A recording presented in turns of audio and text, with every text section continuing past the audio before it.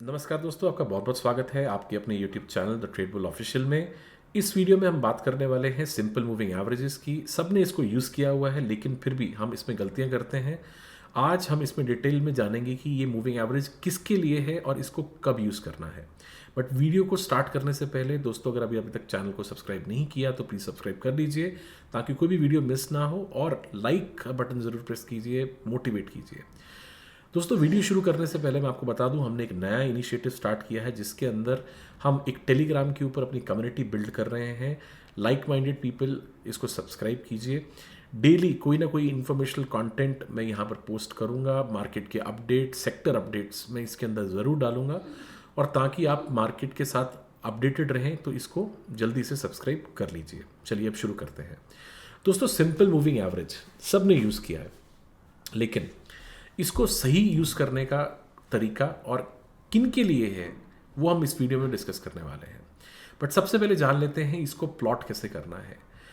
आपको indicator sections में जाना है और आपको यहाँ पर टाइप करना है मूविंग एवरेज सिंपल।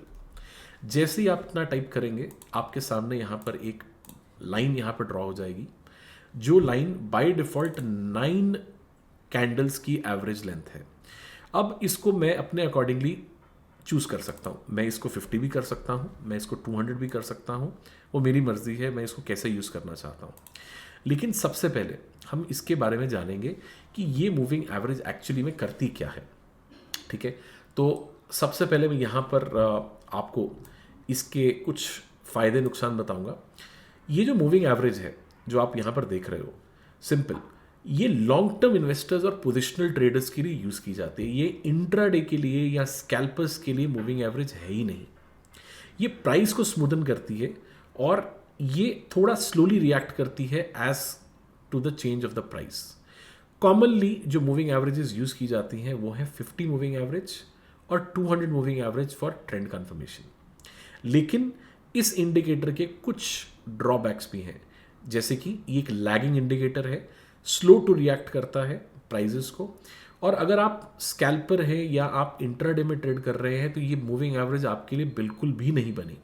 ये उन ट्रेडर्स के लिए बनी है जो मार्केट के अंदर पोजिशनली ट्रेड करना चाहते हैं, स्विंग ट्रेडर हैं, या बड़े टाइम फ्रेम के ऊपर एक लॉन्ग टर्म व्यू बना रहे हैं। इसको यूज़ करने के लिए जो सबसे बढ़िया टाइम फ्रेम होता है वो 1 आवर से लेकर 1 मंथ के टाइम फ्रेम तक यूज़ किया जा सकता है। मान लीजिए आप गोल्ड के अंदर कोई पोजिशनल ट्रेड लेना चाहते हैं, तो और आपका डे टाइम फ्रेम यहाँ पर है, डे टाइम फ्रेम आपने चूज़ किया है, तो 50 मूविंग एवरेज के ऊपर देखिए क्या स्टॉक इसके ऊपर ट्रेड कर रहा है या नीचे। अगर इसके ऊपर ट्रेड कर रहा है तो डेफिनेटली हम यहाँ से मार्केट के अंदर एक लॉन्ग साइड ट्रेंड लेना पसंद करते हैं। और अगर मार्केट में ये 50 मूविंग एवरेज के नीचे ट्रेड कर रहा है तो हम यहाँ से शॉर्ट साइड ट्रेड लेना पसंद करते हैं। ये बेसिक थंब रूल है। अब अगर मैं इस पर्टिकुलर इंडिकेटर को लेट्स से 1 आवर के टाइम फ्रेम पर प्लॉट करूं, तो मुझे 1 आवर के लिए यहाँ पर कई स्विंग्स मिलेंगे मार्केट के अंदर। ये स्विंग मुझे काफ़ी घंटों से लेकर काफ़ी दिनों तक होल्ड करने के लिए दे सकते हैं। अब जैसे यहाँ पर आप देख सकते हो, कोई भी कैंडल 50 मूविंग एवरेज के नीचे यहाँ पर अगर क्लोज होती है तो यहाँ पर मार्केट में एक बेरिश ट्रेंड बनता है, और कोई भी कैंडल अगर 50 मूविंग एवरेज के ऊपर बंद होती है तो हमें यहाँ पर एक बुलिश ट्रेंड मिलता है। जैसे कि एक बड़ा ट्रेंड आप यहाँ से देख सकते हो मार्केट ने यहाँ पे बनाया।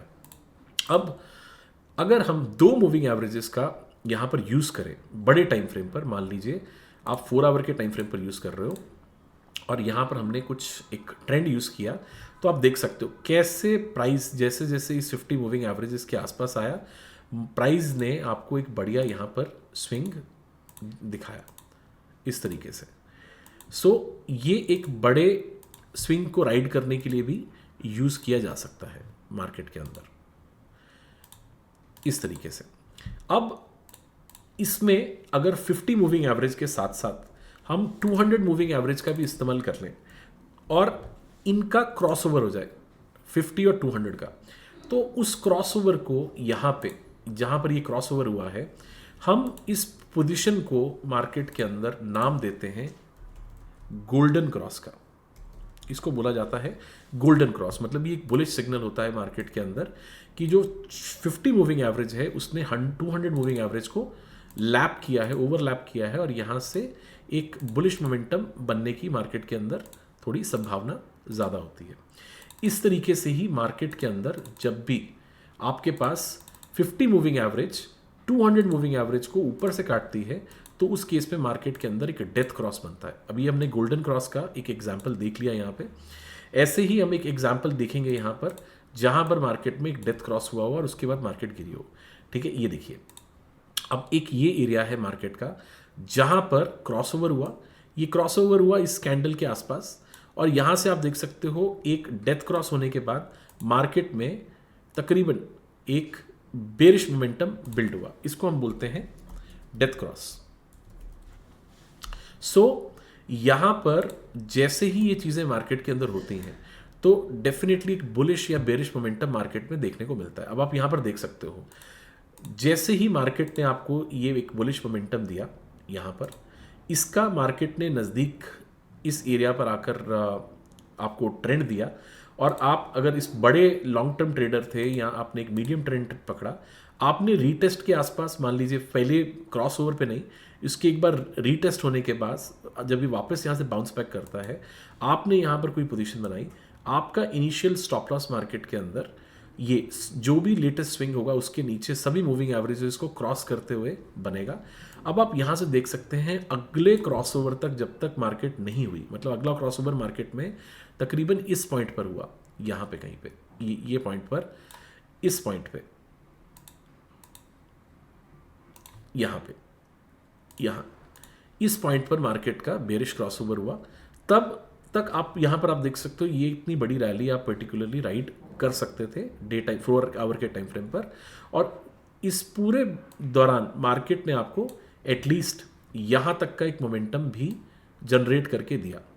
लेकिन अगर हम एग्जिट ले रहे हैं मार्केट के अंदर, तो अगर हमें बड़ा ट्रेड राइड करना है तो हम अगले क्रॉसओवर की वेट करते हैं। तो इस केस में ये आपका एक ट्रेलिंग एसएलवी मार्केट ने यहाँ पर काटा। अगर आप बाय डिफ़ॉल्ट इस पोजीशंस को एंड तक लेकर जाना चाह रहे हो तो ये फ़ायदा होता है बड़े टाइम फ्रेम के ऊपर 50 और 200 मूविंग एवरेज के बुलिश क्रॉसओवर का। ऐसे ही अगर हम डेथ क्रॉस की बात करें, अब यहाँ पर छोटे छोटे अगर आप देखेंगे बेरिश पीरियड आपको मिल रहे हैं, लेकिन कोई बड़ा बेरिश पीरियड यहाँ पर इस चार्ट के अंदर अगर मैं फाइंड आउट करने जाऊँगा तो मुझे तकरीबन यहाँ पे मिलेगा जहाँ पर मार्केट के अंदर ये एरिया में एक डेथ क्रॉस हुआ। ये एरिया, ये देखिए यहाँ पर।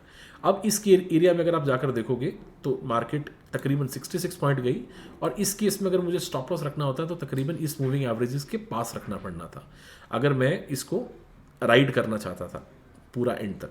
और तकरीबन इस पोजीशन में मेरी जो पोजीशन अगर कटी होगी, अगर या तो इसमें मुझे स्टॉप लॉस मिला होगा या मैंने इसको अगर ट्रेल किया होगा, तो डेफिनेटली कुछ ना कुछ प्रॉफिट्स मार्केट आपको यहाँ पर देकर गई होगी।